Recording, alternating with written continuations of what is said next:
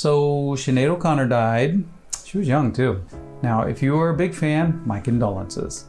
If not, you might be asking yourself, what do I care about Sinead O'Conner? Well, first of all, let's not be insensitive. Secondly, the death of a celebrity, or the death of anyone really, well, that gives us a chance to talk about estate planning, which is something we should all care about. Stand by. So it may not be the most uplifting of topics, but we're all gonna die. And your estate planning is your attempt to take care of your heirs, prevent disputes among your heirs, make sure your wishes are carried out, save your estate money, and well, just make the whole unpleasant process as painless as possible. There are essentially 3 different approaches to estate planning. The first is very popular. Do nothing. It's cheap and it's easy. Those are the advantages. Look, I'm gonna shoot you straight. There might be situations where doing nothing is absolutely the right approach. It comes down to how many assets you have. So, if you're living month to month, if you don't own any real estate, if you don't have retirement accounts, well, look, I'm not going to tell you to take what little money you have and go give it to an attorney to draw up your estate documents. No, go buy food, go pay the rent. What will happen when you pass away is that your heirs, your children or your spouse or whomever, they'll take your personal belongings and divvy them up, and basically that'll be the end of it. There's probably not going to be any need for a probate. Now, if you have a vehicle or a boat or a home, anything with a title, well, then your heirs probably will need to probate your estate. Why is that? Well, how are they supposed to sell your things? You're the only one who has authority to sign over those titles. So what your heirs will have to do is go to the court and ask the judge to name somebody as your personal representative. By the way, the terminology can vary a little bit from state to state, but the concepts are the same, so stay with me. Now, let's stay on probate here for a minute because there are a few more things you need to know. I got 5 points for you. First, a probate is a lawsuit, so there's going to be filing fees, there are going to be service of process fees, and attorney's fees, probably. I mean, you can try to make it through on your own, but you better hope you get a friendly and patient judge. So the first part of the probate process is notifying anyone and everyone who might have any potential claim to the estate. Notice is fundamental. And in every area law it is, but in particular probate. You cannot get the action off the ground until everyone who is anyone gets notice of that lawsuit. We currently have a client who's a famous football player actually, and he has 14 siblings. So we're having a heck of a time tracking them all down, and we're just kind of stuck until we do. Once you have everybody served, then you go to the judge and you ask the judge to appoint a personal representative. Once you have that in place, okay, now you have somebody who can sign off on the estate of the dead person. The technical term for dead person is decedent,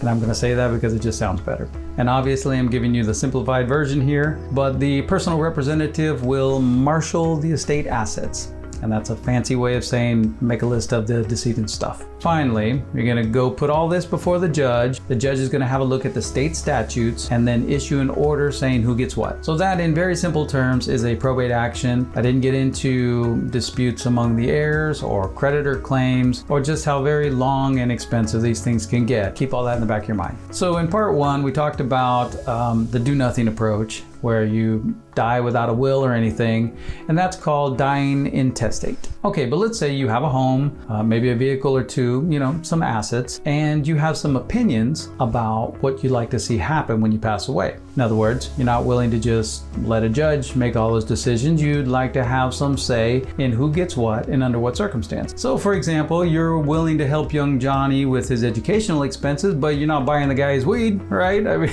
you get what I mean. We all do think like this.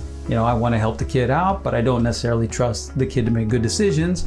I mean, we remember how we were at that age. Good news, you can exercise quite a bit of control over your estate, even when you're gone, through a last will and testament. Do a will, guys. It's very inexpensive, and really just about everyone should have one. Now, in your will, for starters, you're going to name your own personal representative. So you're not leaving it to the judge to make that decision for you. Now, I don't know about you, but I would like to pick that person myself, because the person that the judge might appoint based on state law is not necessarily the best person for the job. Now, the will is not just about money. You also get into other fun stuff like, pull the plug stuff. A technical term for that is healthcare directive. So, if I'm in a coma, first of all, I would like to pick the person who's going to make those healthcare decisions for me when I can't make them for myself. Or if I'm on the iron lung, I want to have some input as to how long you keep me in that condition before you just let me go. All that kind of fun stuff. Now here's something maybe you didn't think about. Let's say that physically you're in good shape, looks like you're going to go long, but mentally you can't really make all your own decisions. All right, well, let's take advantage of the will and build in some provisions for that situation.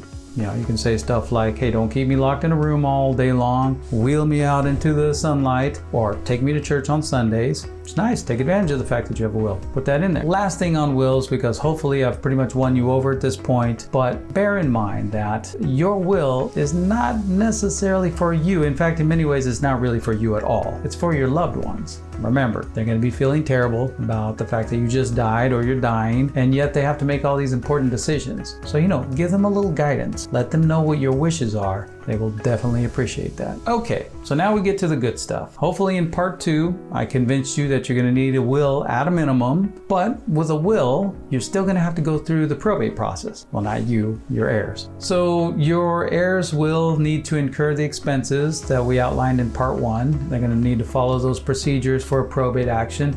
Now, look, you're still much better off, right? Because at least you're not leaving everything to a judge.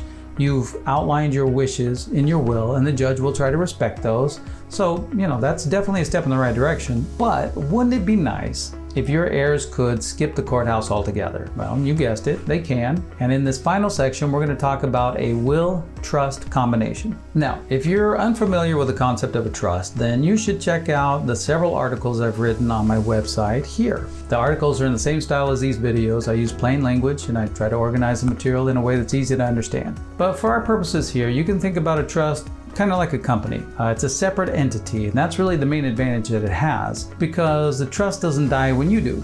Now let that sink in.